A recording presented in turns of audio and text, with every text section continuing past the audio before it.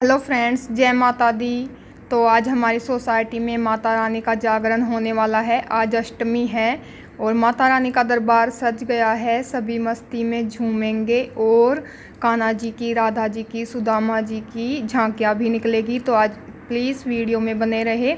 और साथ में मैं आपको एक माता रानी की कथा सुनाऊंगी जो जागरण में बहुत ज़रूरी होती है, जिसके बिना जागरण अधूरा माना जाता है। तो प्लीज़ वीडियो में बने रहे और माता रानी की कथा प्लीज़ अधूरी ना छोड़े, पूरी सुने, क्योंकि कोई भी कथा हो तो उसको बीच में नहीं छोड़ना चाहिए। ये मैं व्यूज के लिए नहीं बोल रही हूँ। जो माता रानी को मानते हैं, उनके प्रति श्रद्धा रखते हैं, ये मैं उनको एक छोटी सी जानकारी देना चाहती हूँ, जितना कि मैंने भी सुना है। तो चलिए कथा शुरू करते हैं। राजा दक्ष के यहाँ दो पुत्रियाँ थी। बड़े वाली का नाम था तारा और छोटे वाली का रुक्मणी। तो वे दोनों बहनें माता रानी को बहुत मानती थी। माँ दुर्गा की पूजा पाठ करती थी, एकादशी का व्रत रखती थी। एक दिन रुक्मणी से एकादशी का व्रत खंडित हो गया। उन्होंने भूल से मांस का सेवन कर लिया। इस पर तारा जी बहुत ही क्रोधित हुई और बोली कि तुम्हें तो अगले जन्म में छिपकली बन जाना चाहिए और तुमने बहुत बड़ी गलती की है। इस पर रुक्मणी जी ने कहा, मैं अपना पश्चाताप करने के लिए तैयार हूँ। तो तारा जी ने बताया कि इसके लिए तो त्याग करना पड़ता है। उसके बाद तारा जी का इंद्रलोक की अप्सरा के रूप में जन्म हुआ और रुक्मणी जी का छिपकली के रूप में जन्म हुआ।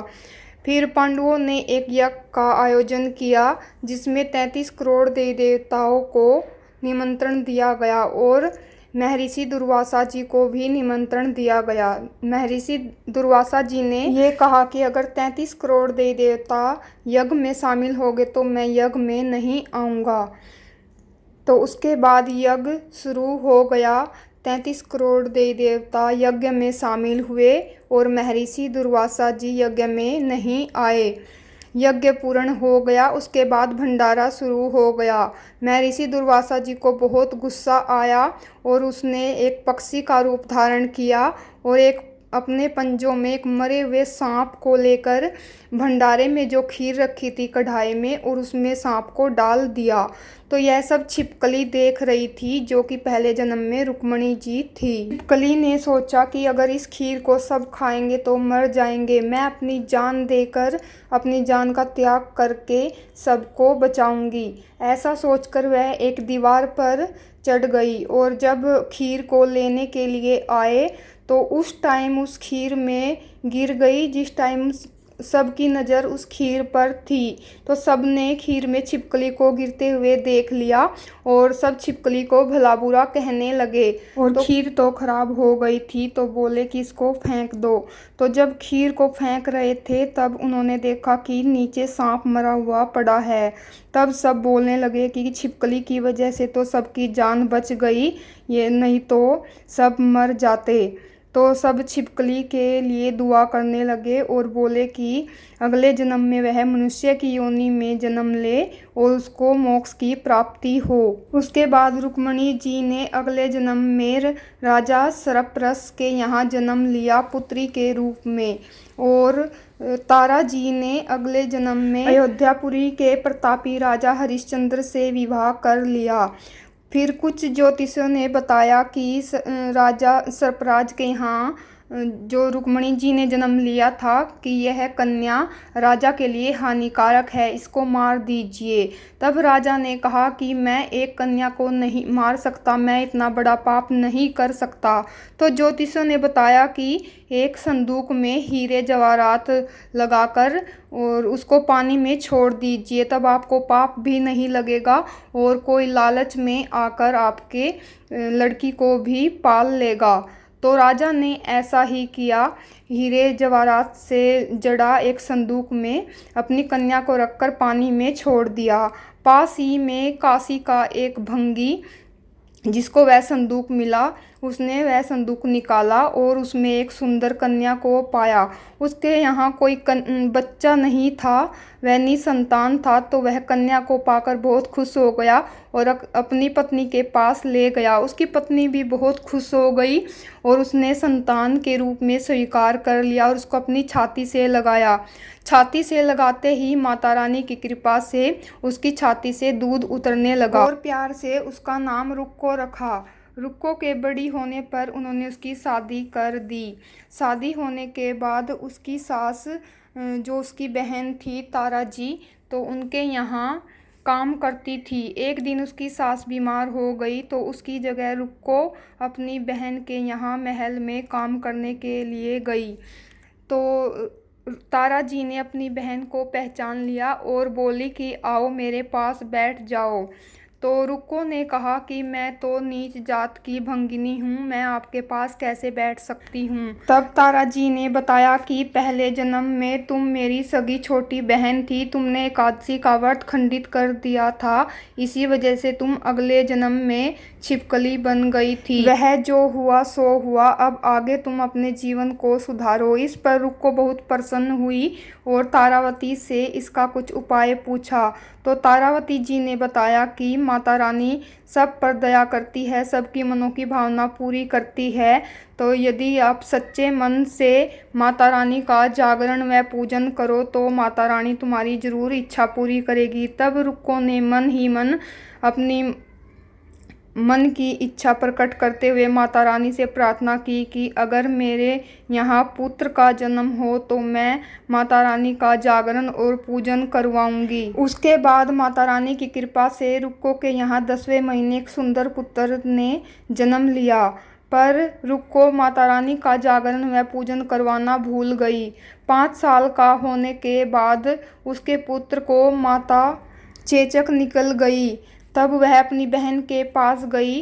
तब तारावती ने उसको बताया कि कहीं तुमने माता रानी के जागरण व पूजन में कोई भूल तो नहीं की। तब रुक्को को याद आया कि मैंने तो जागरण और पूजा करवाई ही नहीं, शायद इसी की वजह से मेरे पुत्र को ये सब झेलना पड़ रहा है। तो तभी मन ही मन रुक्को ने माता रानी से क्षमा मांगी और कहा कि यदि मेरा पुत्र ठीक हो जाए तो उसके बाद मैं आपका सच्चे मन से जागरण व पूजन करवाऊंगी। दूसरे ही दिन रुक्को का बेटा ठीक हो गया। तब रुक्को माता रानी के मंदिर में पुजारी के पास गई और बोली कि पुजारी जी, मेरे यहाँ माता रानी का जागरण और पूजन कर दीजिए। तो पुजारी जी ने कहा कि तुम यहीं पैसे दे जाओ, मैं मंदिर में ही तुम्हारे नाम से पूजा व जागरण करा दूंगा। भला एक भंगिनी के यहाँ मैं कैसे पूजा व जागरण कर सकता हूँ। तब रुक्को ने कहा कि माता रानी के दरबार में तो कोई छोटा बड़ा नहीं होता, सब एक समान होते हैं। तब पुजारी जी बोले, यदि तुम्हारे यहाँ रानी तारावती आएंगी तो मैं जागरण करने के लिए तैयार हूँ। तब रुक्को अपनी बहन के यहाँ गई और सब बात बताई। तो रानी ने हाँ कर दी कि मैं आऊँगी। तब पुजारी जी उनके यहाँ जागरण करने के लिए तैयार हो गए। लेकिन जब रुक्को और तारावती बात कर रही थी तब एक सेनाइन ने उनकी बात सुन ली और राजा को सारी बात बताई। राजा को यकीन नहीं हुआ और उसने अपनी उंगली पर एक चीरा लगाया ताकि उसको नींद ना आए। तब रानी जी ने सोचा कि राजा तो जाग रहे हैं, मैं कैसे जागरण में जाऊं। उसने माता रानी से प्रार्थना की, हे माता रानी, महाराज को जल्दी से नींद आ जाए ताकि मैं जागरण में जा सकूं। माता रानी की कृपा से राजा को नींद आ गई, राजा सो गए। उसके बाद महारानी जागरण के लिए निकल पड़ी। रास्ते में जल्दी जल्दी में जा रही थी तो उनके हाथ से कंगन निकलकर गिर गया। राजा की आंख खुली तो तारावती को नहीं पाया और उनको ढूंढने के लिए निकल पड़े। तो उनके पीछे पीछे जा रहे थे तो रानी का कंगन मिला। राजा भी वहीं पर जागरण में पहुंच गया और एक जगह छुपकर सब देखने लगा। जागरण समाप्त होने पर रानी जी को प्रसाद दिया गया। तब रानी ने अपने आंचल में रख लिया। तब सब बोलने लगे कि यदि रानी जी आप प्रसाद नहीं खाएंगी तो कोई नहीं खाएगा। तब रानी ने कहा कि ये राजा के लिए है, मुझे दूसरा प्रसाद दो, मैं वही खाऊंगी। तब रानी जी को दूसरा प्रसाद दिया गया और रानी ने प्रसाद खा लिया और महल के लिए निकल गई। तब राजा ने उसका रास्ता रोक लिया और बोला कि तुमने अपना धर्म नष्ट कर दिया है, तुमने मेरी कुल की मर्यादा और मेरी प्रतिष्ठा मान सम्मान का ध्यान नहीं रखा। तुम महल में कैसे जा सकती हो, मैं तुम्हें अपने साथ कैसे रखूं, और तुम मुझे भी यह प्रसाद खिलाकर अपवित्र करना चाहती हो। ऐसा बोलकर वह प्रसाद की तरफ देखने लगे। तब राजा ने देखा कि प्रसाद की जगह चंपा, गुलाब, गेंदा, कच्चे चावल, सुपारी दिखने लगे। राजा आश्चर्यचकित हो गए और रानी को अपने साथ महल में ले गए। वहां पर भी रानी जी ने माता ज्वाला जी की कृपा से बिना माचिस के और अन्य चमक पत्थर की सहायता के बिना ही अग्नि प्रज्वलित की। इसको देखकर राजा और भी ज़्यादा आश्चर्यचकित हो गए और रानी से कहा कि मैं माता रानी के साक्षात दर्शन करना चाहता हूँ। तब रानी ने कहा इसके लिए तो बहुत बड़ा त्याग करना पड़ेगा। तो राजा तो माता रानी के दर्शन करने के लिए बहुत ही उत्सुक थे। तो उसने कहा कि बोलो क्या त्याग करना पड़ेगा, मैं तैयार हूँ। तब रानी ने कहा कि आपको अपने बेटे का मोह त्यागना होगा। तब राजा ने अपने बेटे का शीश माता रानी के चरणों में अर्पण कर दिया। यह सब देखकर माता रानी ने साक्षात दर्शन दिए। यह सब देखकर राजा जी बहुत खुश हो गए और सुख समृद्धि का वरदान पाकर रानी जी को धन्यवाद बोलने लगे। उसने कहा कि तुम्हें मैं पत्नी के रूप में पाकर धन्य हो गया। आपकी वजह से ही मुझे आज माता रानी के साक्षात दर्शन हुए हैं। माता रानी की कृपा से उनके पुत्र भी जीवित हो गए और माता रानी की कृपा से सभी सुख भोग कर मनुष्य योनि छोड़कर देवलोक चले गए। तो फ्रेंड्स, यह थी माता रानी के जागरण की कथा, जिसको सुनने से, पढ़ने से पुण्य मिलता है और मनों की भावना पूरी होती है, शत्रुओं का नाश होता है। और कहते हैं कि माता रानी के जागरण में इस कथा को ज़रूर सुनना चाहिए। तो फ्रेंड्स, अगर कथा सुनाते टाइम कोई गलती हो गई हो तो माफ़ करना फ्रेंड्स। तो एक बार प्यार से बोल दीजिए जय माता रानी की जय, बोल साचे दरबार की जय।